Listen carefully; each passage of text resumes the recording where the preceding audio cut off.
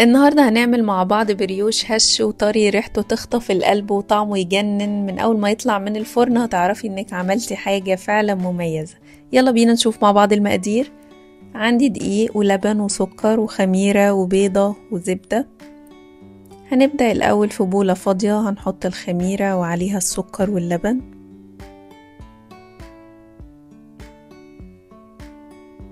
هنسيبهم حوالي 8 دقايق كده على جنب عشان الخميرة تختمر كده وتتفاعل.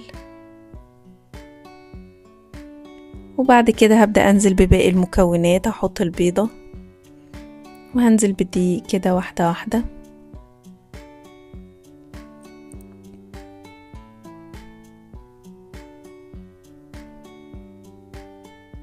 وابدأ بقى أعجن. هسيبها تتعجن في العجان حوالي 5 دقايق الأول. بعد كده هنزل برشة دقيق بسيطة، ولما العجينة تبدأ تلم هحط بقى الزبدة.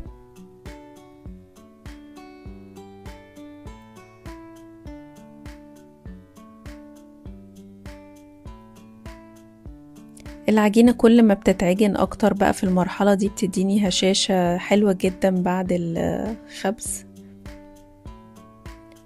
وده شكلها، هحطها في بولة حوالي 30 دقيقة.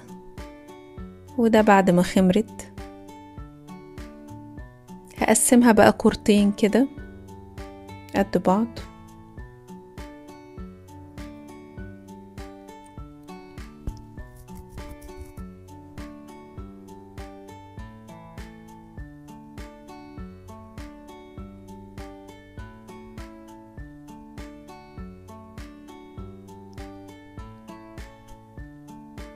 هبدأ اخد بقى كورة منهم وابدأ افردها. عايزاها على شكل كده مستطيل شوية، فانا هفرد بالاتجاهات اللي تديني الشكل ده في النهاية.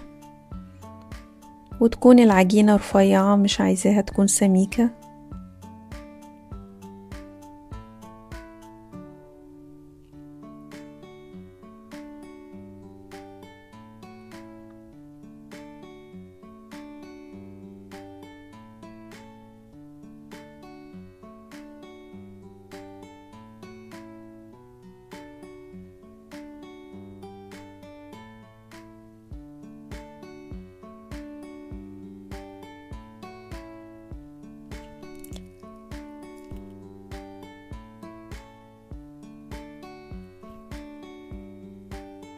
بعد بقى ما خدنا الشكل اللي احنا عايزينه هبدأ انزل عليها بقى بالمربى. انا اخترت هنا مربى فراولة، حطوا النوع اللي انتوا حابينه، يعني انا بحب الفراولة فحطيتها. هفرد بيها بقى العجينة كلها. وبعد كده هبدأ ألم على شكل رول كده، هلمها على بعض.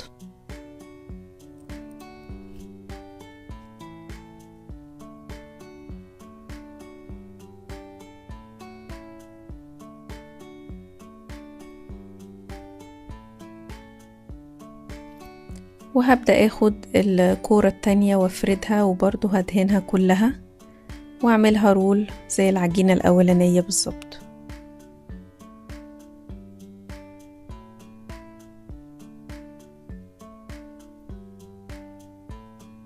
هحط بقى العجينتين جنب بعض كده واحاول اعملهم زي الضفيرة.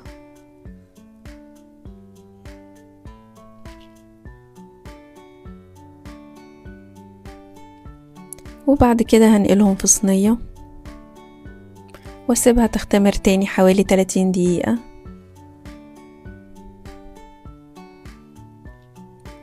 وده بعد ما قعدت بقى نص ساعة واختمرت ورفعت. بسكينة كده رفيعة هبدأ أشرط فيها، ده بيدي شكل حلو قوي للعجينة بعد ما تستوي.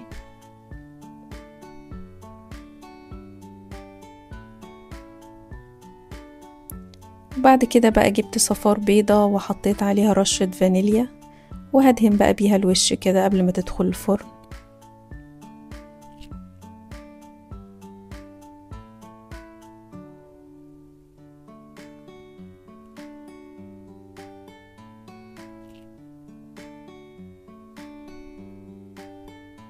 هتاخد حوالي ربع ساعة في الفرن، وده بعد ما خرجت هنزل عليها برشة سكر بودر، وابدأ بقى اقطعها كده شرايح للتقديم.